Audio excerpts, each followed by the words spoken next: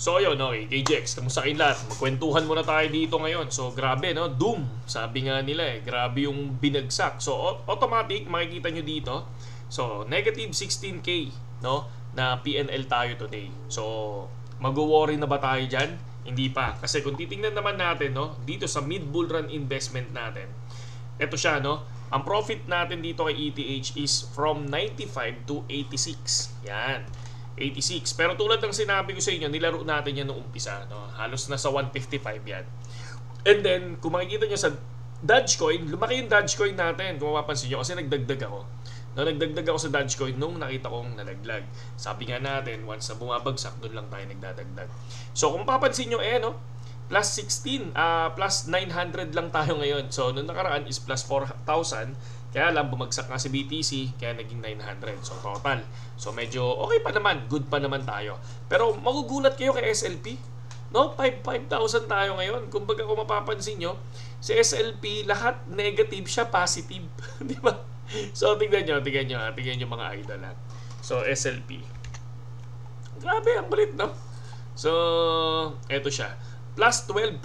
So, ayan, no? Lumipad si SLP. So, tulad ng sinabi natin, every time, kung naalala nyo to, no, noong nakaraan, so, gumuhit tayo dyan noong nakaraan, so, possible nag-breakout nga. So, hindi ko lang to na monitor, pero nagulat ako na na-break pala, no? So, kasi nga, nakaspot lang tayo dyan, eh. So, hindi ko naman sinasabi na pumasok sa SLP, kasi nga, una, ano lang natin to, no? Ito yung sinasabi, ito yung pinopost ko sa FB na, ito yung hindi ko pinopost sa FB na pasukan nyo. Tama, di ba? Pero gulat tayo, lumipad sa SLP, no? Check ka natin si Ron Token. Ron Token. Negative si Ron. No, AXS. Pero SLP, ang kulit, no? Pinasukan, negative 6 si AXS, oh. Pero, okay. So, balik tayo sa topic, no? Bitcoin. Okay. So, BTC tayo. So, yun nga, pinakita ko sa inyo yung PNL natin para at least, lang, no? Transparent tayo. Tulad na sinabi ko, magtitipi tayo doon sa area na sinasabi ko na 3,500. So, susubukan natin magtipi around, tawag dito, 3,500. Sa ngayon naman is nasa ano pa rin siya.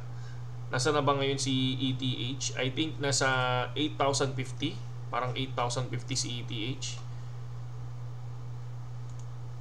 USDC to. Sorry. Spot trading tayo, USDC, USDT, ETH, ayan, 3863. So far 3863. Kung mapapansin natin yung ginuhitan natin, rejected talaga. Hindi niya inabot, oh. Hindi niya inabot talaga. So far, sabi ko nga sa inyo, nandito tayo sa 3,500. Mag-take profit na tayo dyan. Sabi ko nga, pag once na nag-take profit tayo, ihintayin natin kung saan tayo possible pumasok ulit. So far naman is pumapalag naman si ETH, no? Hindi pa naman siya yung talagang totally nag-drop. So marami pang pupuntahan na support yan.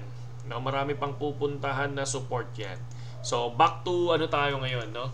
Ito yung sinasabi ko sa inyo na mid-bull run investment. Kaya natin ginawa yung pag-invest sa ETH, no, mga idol, no? Kasi nga dito natin tinitingnan yung mga hindi pa nagpa-parabolic, di ba? So karaniwan sa mga coin na binigay natin sa Facebook page natin ay hindi pa nagpa-parabolic. Actually, di ba, pakita ko sa inyo, no? Ito din yung pinapakita natin everyday na kung ano yung nangyayari sa trade natin. So far, ito yung pinakamalaki kong loss, no? Si TRX. Yan, liquidated yan. Liquidated. Si Near na lang yung naka-open sa atin, no? So far, sana hindi ma-liquidate yan times 6 natin na yan. So, yan lang yung naka-open sa atin. And then, lahat naman, ayan, transparent tayo masyado. Pinapakita natin yan. So far, ito yung ating, kanina, tingnan nyo, 88K. So, nagdagdag tayo dito. Diba? Nakita nyo, diba? Nagdagdag tayo dito sa ating spot. So far, si BTCs, nasa 3858. So, hinihintay natin yung alas 10. Tingnan natin kung saan aabot to. Kung dediretso ba pababa to. Kasi gumawa tayo ng ating 1-day time frame kung titingnan natin. So 1-day time frame natin, medyo ano na siya, ha? Breakout, no? So breakout na siya sa 1-day time frame. So titingnan natin kung tutuloy yan, mga lodi. Pero sa 4 hours time frame, kung titingnan nyo, breakout na siya dyan. So, possible kung ito, biglang, kung magkaroon ng candle above o below dito sa area na to, possible magtuloy pa to, no? Hanggang saan yung possible na ituloy ni BTC? So, tingnan natin.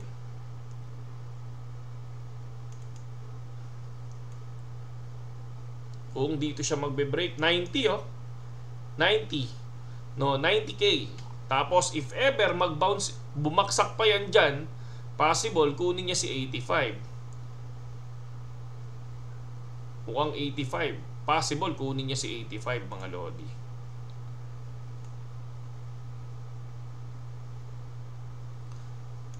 $81 pa nga yun sa akin. Pero 85. So, possible yan, mga idol. Okay? So, tulad ng sinabi ko, no?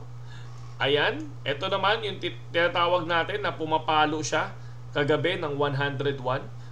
Possible naman, lumipad, kaya lang fake out, biglang bumagsak, and then bumagsak, di ba? Tulad ng sinabi ko, anytime pwedeng mangyari yan. Anytime pwedeng mangyari yung paglagapak, no? Anytime pwedeng mangyari yan. Sabi ko sa inyo, no? Tulad ng sinasabi ng iba, hindi daw kasi nga may hinihintay pa daw silang syempre yung 5 pangako ni Trump, di ba? Pero sa atin wala tayo doon kasi una sa lahat tinitingnan natin kasi anytime pwedeng mag-dump muna yan, di ba? Tulad ng sinabi ko sa inyo, may history na nag-dump si BTC. Talaga, totally, di ba? Nung mismong marami nagsasabi by April. Pero possible din mangyari yan. Katulad ngayon, tingnan nyo from 105, ayan, 103 o 104 to 90, di ba? So 14,000 na yan. Ilang percent na yan, di ba? So possible tong area na to, pwede rin bumagsak yan dyan. At pwede din bumagsak tapos bago mag-recover pataas. Pwedeng mangyari yan. Kasi nga, nung nangyari yung 2022 mga idol, ay 2020,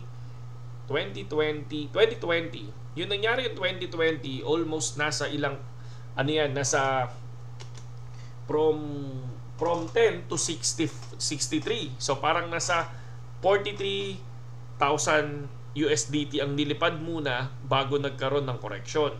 So ngayon dito, from 66 to 104. Kung titingnan nyo, nasa 42 na. I think 42 na ba? 32. Parang 42, 32. Parang ganyan. No? 42. Sabihin na natin. 42 ba? So, 32 o 42. Pero malapit lang sa area na yon kung titingnan nyo, di ba? So, possible mangyari yon yung ganong incident, di ba? Yung ganong klase na babagsak muna bago lilipad. So, sabi nga nila, ang Bitcoin, kumbaga, hindi nauulit ang history.